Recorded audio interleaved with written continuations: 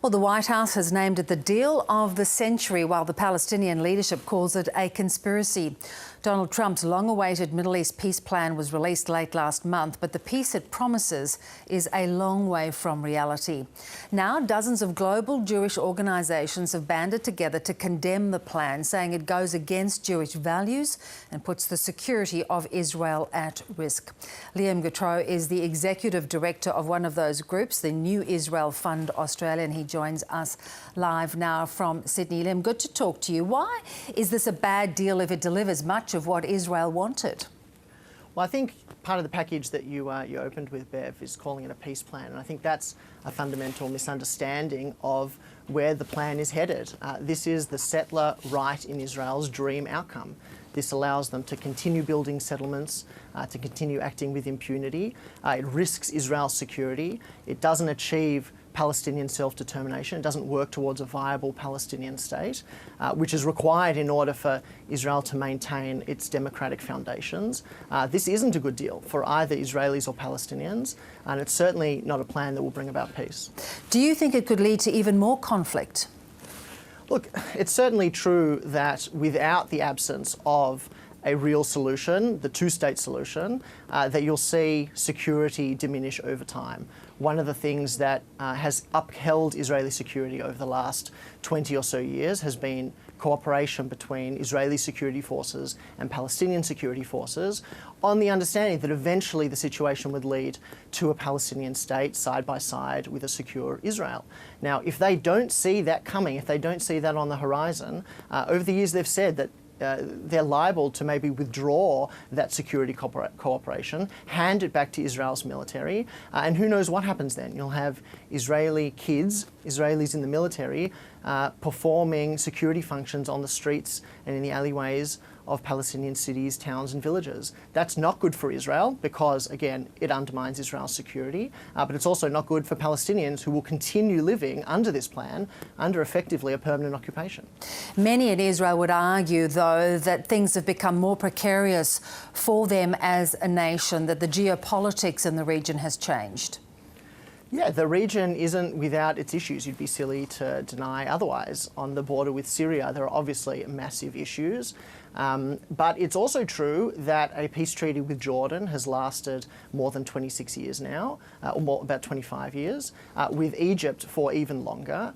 The Arab League, in condemning and rejecting the Trump deal, came back to the table and said, we want to open talks directly with Israel again in order to use the 1967 boundaries as a basis for negotiations. Palestinian President Mahmoud Abbas repeated that again in New York last week in a meeting with former Israeli Prime Minister Ehud Olmert. The region is tricky, but the way towards a regional solution, the way towards a solution to the conflict, is to talk to each other. The Trump deal didn't include Palestinian voices at any point, and only served to enhance Netanyahu's agenda. And as you also heard a few minutes ago, he's now about to begin a trial into his corruption charges. The election is happening in a couple of weeks from now. That seems to be more the point of this deal than actually any resolution. So, Liam, talking of that, do you think this deal can actually play to Netanyahu's favour in the run-up to this election, which is a few weeks away? I think that's what he was hoping would happen. For what it's worth, his main opposition, the main opposition candidate, Benny Gantz from the Blue and White Party, has also signalled that he would move forward with the Trump plan. I think Netanyahu was hoping it would move polls in his direction. It looks like that hasn't happened. The election remains really not about are you in favour of this deal or against it. It remains a question of whether you are in the pro-Netanyahu camp or the anyone but Netanyahu camp. So this isn't the issue that I think he was hoping for. Instead, it's just an election on repeat. This is the third election Israelis have gone to in 12 months. They're still struggling to bring the blocs together. And it doesn't look like, unfortunately, anything will change. Yeah, and I bet there's a lot of voter fatigue. You talked about Palestine, of course, that they weren't consulted throughout this process. If they reject the deal, surely it's dead.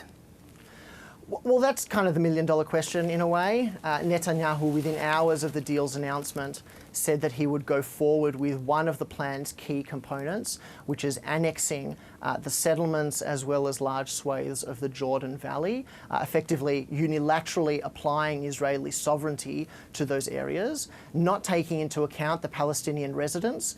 So you would have a situation where Palestinians and Israelis living under Israeli sovereignty, and yet only Jewish Israelis would have citizenship, democratic rights, and Palestinians would have none of those things. The Palestinians may reject it, but if Netanyahu decides either before or immediately after the election to pursue a path of annexation, that has the potential to spiral, to kind of downward spiral the conflict and end up in a really bad place. Let's come closer to home, Liam, and of course the Israeli president is visiting Australia later this week. How do you see the current relationship between the two countries?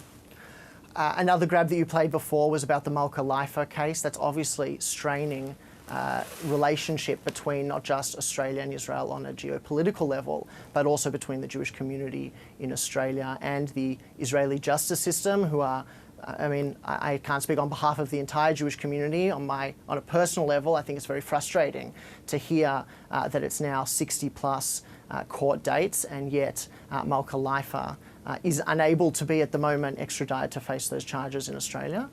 President Rivlin's an interesting character. He comes from a very traditional right-wing voice in Israel. He's from the same party as Netanyahu. But unlike Netanyahu, he's remained true to his values of civil rights, equality and democracy for all.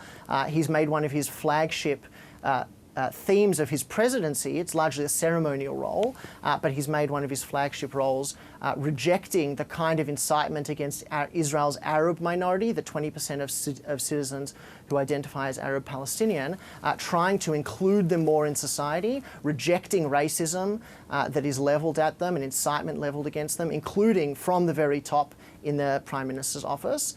There's a lot actually that Australia could learn from that kind of multicultural image that Rivlin is trying to promote in Israel. Instead of a Team Australia, you're with us or you're against us, Rivlin's message in Israel is we're all in it together, Jewish and Arab. We need to find a way to make this work. Appreciate your time, Liam. Thanks for joining us. Thanks, Beth. Have a good night. Well, it's usually a